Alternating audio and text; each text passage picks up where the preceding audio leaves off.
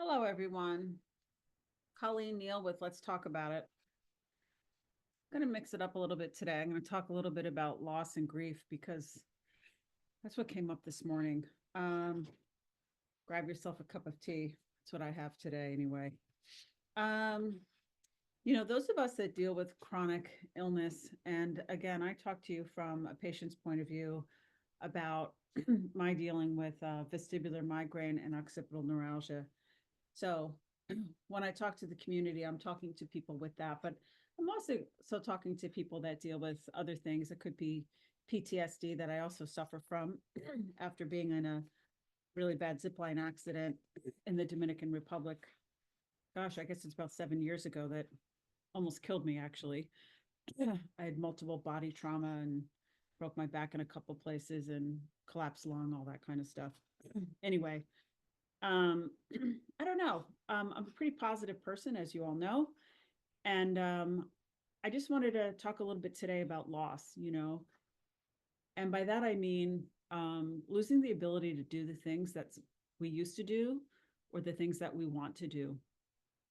And for some reason today, I just woke up thinking about um, just feeling bad about the things that I can't do anymore. I was thinking about, I really love to, not that I did it all the time, but I really love to ride horses. And I could just cry right now thinking about it. Oh, God. One of my goals is to be able to do that again. And I know my family, if they see this, they'll be like, don't even think about it. I've had major back injuries and surgeries, and now I have this traumatic brain injury. So the last thing I probably need to do is get back on a horse. Um, but it's something I love to do, and it would be my dream to do that again. Um, but as I think about it, it's heartbreaking to think that that's probably something I'll never be able to do again, and it's sad. And just simple things. I talked to you guys about those things you do, those hobbies, those passions that you do, and how important they are in your daily life. And for me, I love to garden, and I think the winter has become um, especially tough for me because I can't garden, you know?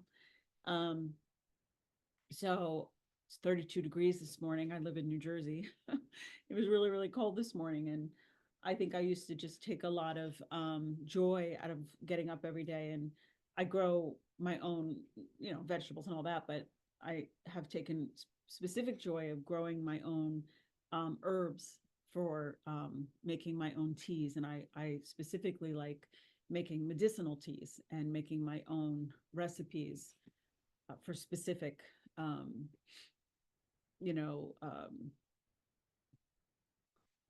specific recipes to help with different things that people want, whether that's, they want better sleep or relaxation, or maybe they have cardiac issues or hormonal issues, or they want deep nutritive teas, right?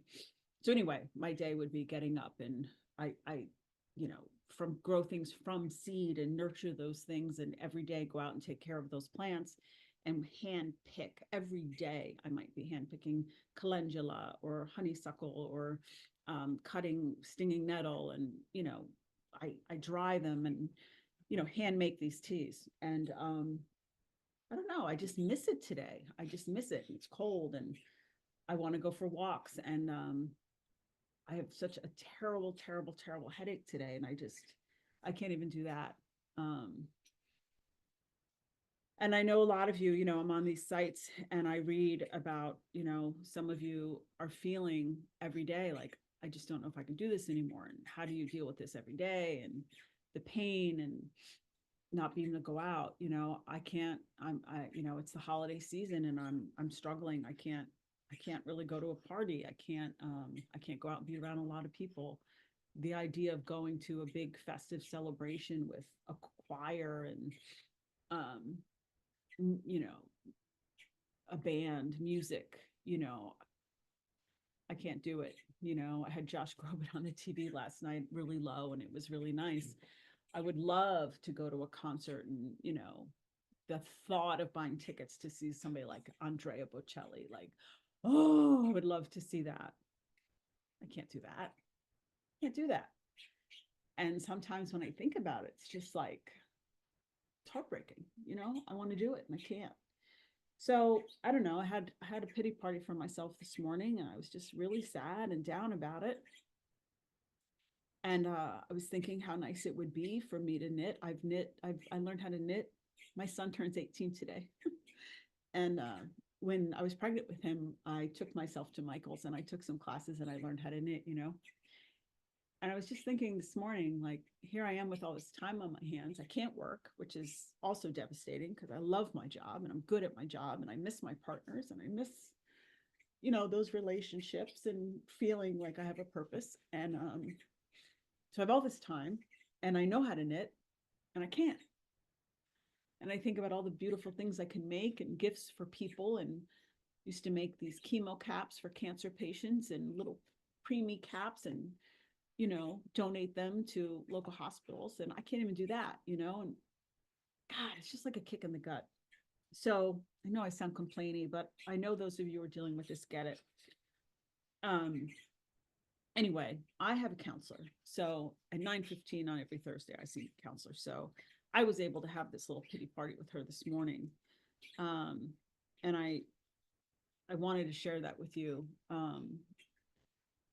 Because I know a lot of you are feeling like I feel. I know you're feeling like this condition that we have is keeping us from doing those things we love, maybe from seeing people we love, engaging in those things that we're passionate about. It might be keeping us from our jobs. It might be keeping us from being successful in our jobs. Some of us are on disability. Some of us have fought to get on disability. I'll do another whole video on that. It's a nightmare in and of itself. So anyway, I wanted to talk about that. And the first thing I want to say is, coming from someone who's incredibly positive, I am that person. I look for silver linings in everything. I had a really bad day today. You know, you can see it. I'm still having a bad day today. I'm just sad, you know, and I'm grieving, and I'm down. And I think it's really okay to do both. It's okay to make space for grieving, and it's okay to make space for being positive. You can do both. But give yourself permission to feel sad and to feel things that you lost or that aren't there for now. You know, they might come back, but you don't have them now.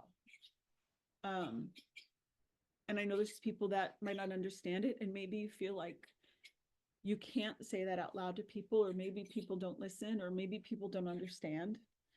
But know that there's a community out there that does, and I'm one of them. Totally get it. 100% I get it. So number one is give yourself permission. And number two is you can do both. You know, it's one of the things I talked to my counselor about today. I said, I feel kind of like, how can I call myself a positive person and at the same time, you know, be sad and have these feelings of loss and grief? And she very clearly said, you can do both. You're allowed to do both, and you can do both. So give yourself time and space to do both. So I'm sharing that with you, that you can do both. The third thing I want to share with you is that, and I've said this to all of you, I've written it to you on, you know, our Facebook groups. I think it's really important when you have conditions like this or any chronic condition to have a counselor added to your team. You know, it's not just about dealing with the physical aspects of a chronic condition. I don't care what the chronic condition is. It doesn't matter. When you're dealing with a chronic condition, I think it's really important to add a therapist, a counselor, a psychotherapist to your team, because there's a lot of mental aspects to it that you could really gain some help if you have a professional therapist with you, to help you through those things. Again, I got that person on my team immediately after my zipline accident. Immediately. I knew when I was in the hospital after that accident, I knew that I was suffering from PTSD immediately. And I'll do another video on that. I knew, I every time I closed my eyes, I just had a a slideshow of horrific images that I couldn't stop. So I knew I needed help, and I knew I was not going to be able to take care of that myself. That's initially why I ended up with a therapist. But as I continued seeing her, she's been able to help me not just with my back and lung injuries, but she's been able to help me navigate other things, including I have this condition because of a car accident. So you can imagine I have PTSD from a zipline accident, a high speed impact injury, right? And then I get this injury. How? In a car accident, which is another impact injury. So that's not going to help my PTSD very much. Anyway, I do really well with that. But again, I think when you're dealing with a chronic injury or a chronic condition, it's really helpful to have a counselor on your team to help you with this stuff. So you're dealing with grief, you're dealing with loss, you're dealing with potentially chronic pain. Think about having a therapist. I think when we think about loss, and this is where I am, I think about all the things that I like to do on a regular basis, going to festivals, going to concerts. I love to knit. I love to garden. I love to hike. All these things that I ride horses, all these things that I like travel, all these things that I like to do that are very seriously compromised right now because of occipital neuralgia and vestibular migraine. It's a kick in the gut that I can't do them, and obviously makes me sad. And again, the hope is that I'll be able to do those things again. The other piece is, what things can I still do? So I think the other thing we have to do is not always focus on what we can't do. What can I do? Right? I can still cook. I can still cook for my family. So I'm constantly looking at new recipes. I'm looking at YouTube. Okay, can I learn how to bake? Can I learn how to make sourdough bread? You know, can I focus on seafood cooking? Can I focus on grilling? If I can cook, let me dive into that maybe a little bit more, right? I can't paint. I can't do anything up close to my eyes. That stinks. But what else can I do? So I started thrifting. So are there things that I can learn about thrifting that I can find some way to have a creative outlet that doesn't require me to do things close to my face? So think about that. If you are a creative type and you can't do things like I can't do because my eyes are so compromised because of nystagmus or double vision or blurry vision or having aura, is there something creative you can do that doesn't require close-up visual work? Think about that. Maybe there's something else you can do. Maybe I can't travel far and wide, but maybe I can do day trips. I live in New Jersey, so maybe I can do a day or two in New York and like kind of titrate that situation. I don't know if I can drive as far as Washington, D.C. I could probably do Atlantic City, casino, probably not. I can go to movies. I have to be really careful about it. I'm not going to go to an adventure movie. I can't watch a high speed, car chase. We have to be really, really careful about where we go. We have to sit in the back, not up front, can't look up. There's ways we can do these things if we're really careful about it. If we really, really think them through and do our research, I think we can do it. We could bring loops, cover our ears, wear sunglasses. There's ways we can do this, So I think we can look into doing other things. No, I can't knit, but what else can I do? I can garden. I can do some gardening inside. I even looked at, can I potentially get grow lights inside and maybe do some inside winter kind of stuff? I don't know. I'm going to research some stuff. I don't know. But don't concentrate so much on what you can't do. Think about what new things can maybe you add to your hobby list that maybe you've never done before. Can you become a collector of something? I don't know. Think about it. I think the other piece is, we really just have to take things one day at a time. I've said this before in one of my other videos. You can only slay one dragon at a time. Today, my dragon is, I'm not thinking about work. I'm not doing it. I'm not thinking about my headaches. I'm not thinking about my finances. I'm not thinking about that stuff. The only thing I'm thinking about right now is what I feel sad about. And that is that there's things I can't do. So my dragon today is,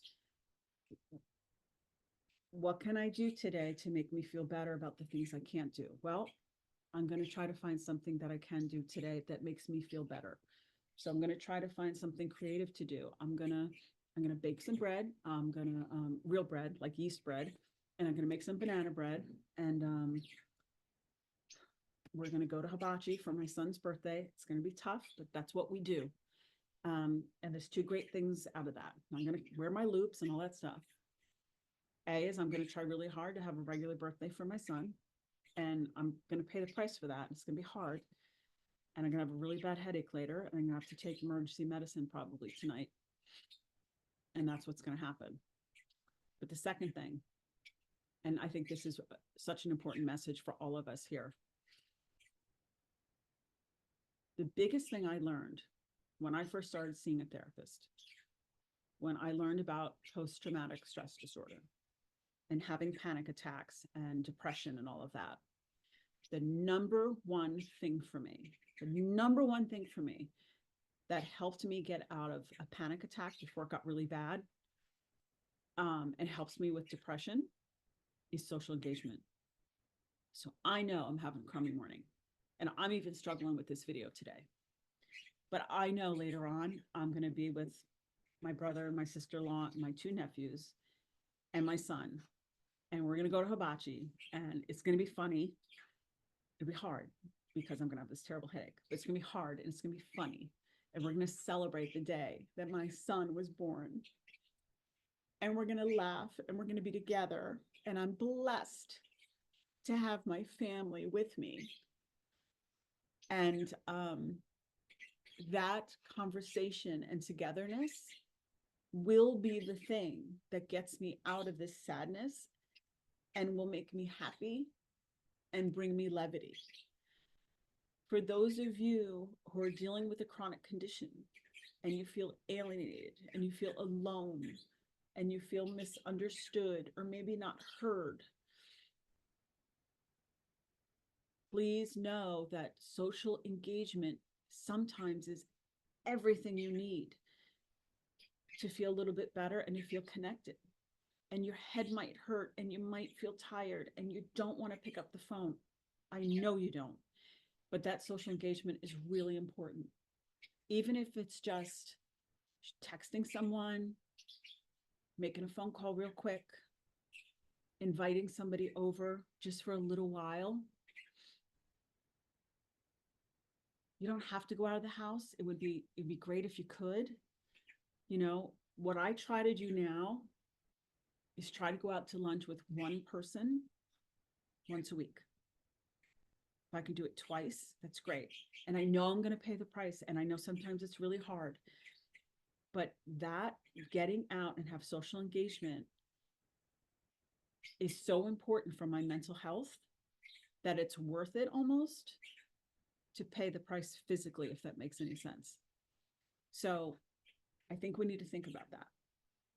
I've also, of course, talked about the meditation piece. When you're feeling down and you're feeling alone, maybe a little hopeless, how am I going to deal with this another day, another week, another month, another year, however long it's going to be?